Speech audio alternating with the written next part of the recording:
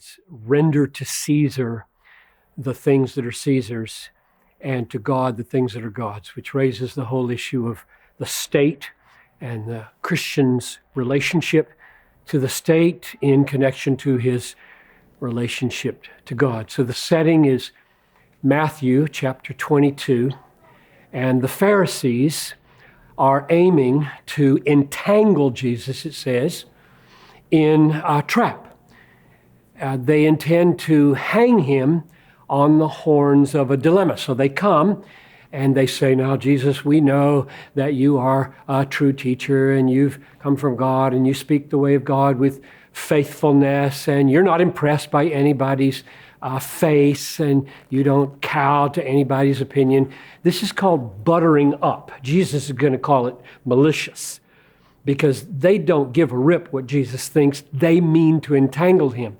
And here's what they intend to entangle him in. They say, taxes to Caesar. Is it lawful to pay them or not?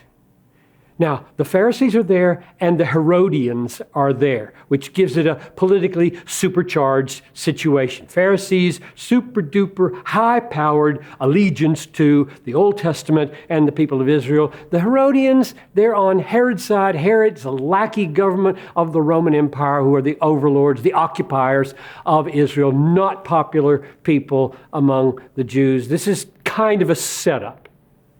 And the question, should we pay taxes, is going to hang Jesus. Because if he says, yes, pay them, then he's a traitor to the Jewish cause. Because that means, yeah, we're all in favor of the Roman overlords and the Jews aren't. They hate being occupied by a foreign government like this. So supporting these taxes is like betraying your people. Or if they say don't pay, if Jesus says don't pay, then that means good, you're okay with the Jews and you're a revolutionary in the Roman situation. You're going to be in trouble either way. And that's what they wanted. They wanted to ruin this man's reputation one way or the other. Let's just get rid of this guy and tangle him up in his words. Now, what will Jesus do? So Jesus says, show me the coin that you use to pay the tax. So give him a coin, and he says, whose image is on it? And they say, Caesar's. And Jesus says, render to Caesar the things that are Caesar's. Now, if he had stopped right there, that would have said, pay. And he would have been out of sorts with the Jews. So they were excited that he had hung himself on one of the horns of this dilemma. And then he opens his mouth and says, and render to God the things that are God's. And it says they were amazed and walked away. Now, what just happened?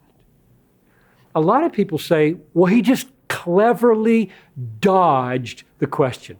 It was a politically shrewd thing to do to just escape from the dilemma. Is that what that was? I don't think so.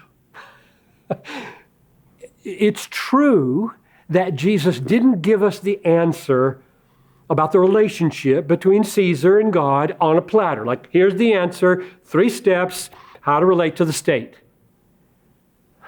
He did not define the scope of things that belong to Caesar. He didn't define the scope of things that belong to God. He left it open.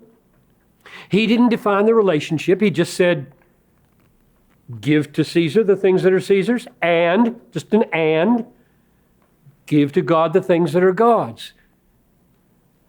What I think Jesus is doing, and he does it many times, is looking right at us and saying, think about what I'm saying. Am I really dodging the issue here? Aren't I really giving you the answer that you need? So let's do that. Let's think. What belongs to God? Render the things to God that belong to God. What belongs to God? Everything belongs to God. And as soon as you say that, as soon as you realize, oh my, everything belongs to God, Caesar belongs to God. All the things that belong to Caesar belong to God. All the rights that Caesar has to rule belong to God. And now you start thinking through the implications of that. And let me give you three. You test to see whether these three are really there, because this is what I think Jesus wanted us to do. I don't think he wanted us to say, oh, clever avoidance of the issue, dodged shrewd politics, Jesus is on to another issue. I think Jesus wanted us to linger here over the implications of everything belongs to God and Caesar is part of everything. I think he wants us to think about that. Here's implication number one.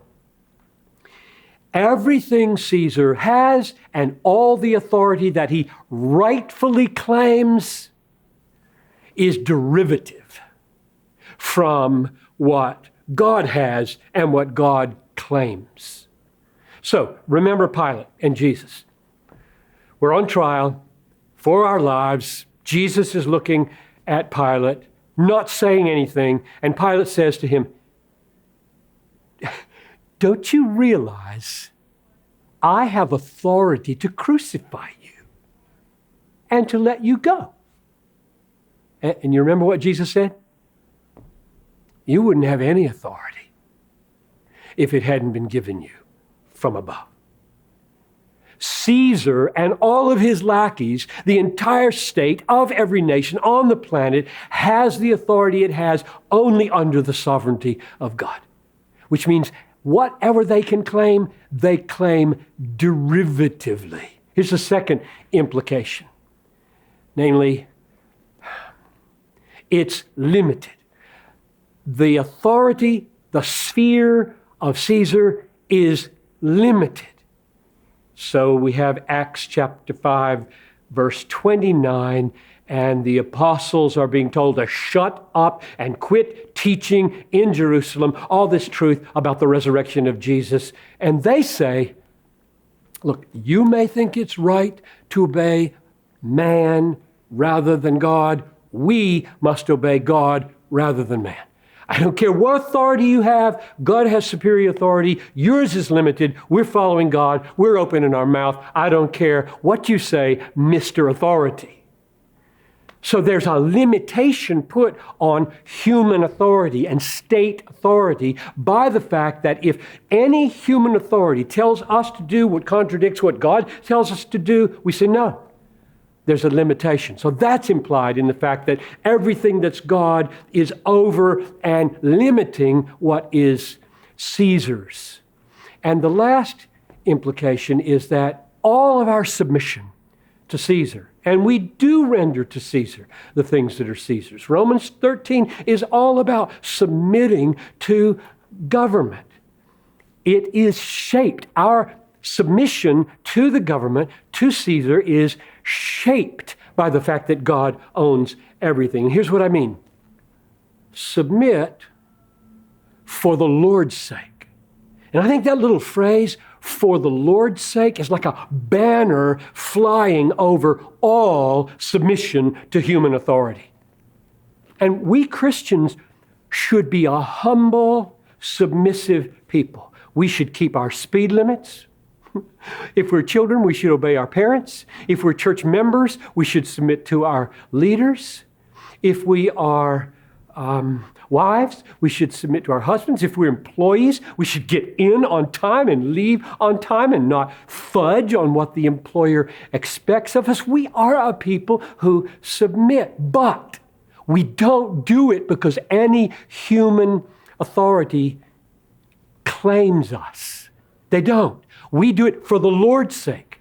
So if I render to Caesar the things that are Caesar's, and he says, why are you doing this? I will never say, because you have final authority in my life. I will never say, because you are God. I will always say, I'm rendering allegiance to you because I have authority over you. Which means, paradoxically, that our submission to Caesar is seditious as soon as Caesar claims to be God. We don't ever go beyond the rightful claims of Caesar under God. So, conclusion. Christians are law-abiding people. We pay our taxes. We drive the speed limit, don't we? We keep our grass cut. If I get a ticket from the government, the state or the county of Hennepin that I live in, they say, you got too much debris in your backyard. I don't say, who are you to tell me how much debris I can have? I just go clean it up. That's what I do, and I should have done it sooner. My disposition is to comply, but we never render to any authority under God absolute allegiance. We never give unlimited obedience. We never say, I submit to you because you are my final authority. We always do it for Christ's sake, which turns our obedience into human authorities, turns it into worship. So, Father, I pray that as we discuss together the complexities of being under multiple authorities in the spheres of our lives, you would give supernatural wisdom to these brothers and sisters so that we might walk in a way that pleases you and glorifies Christ. I pray this in his name. Amen.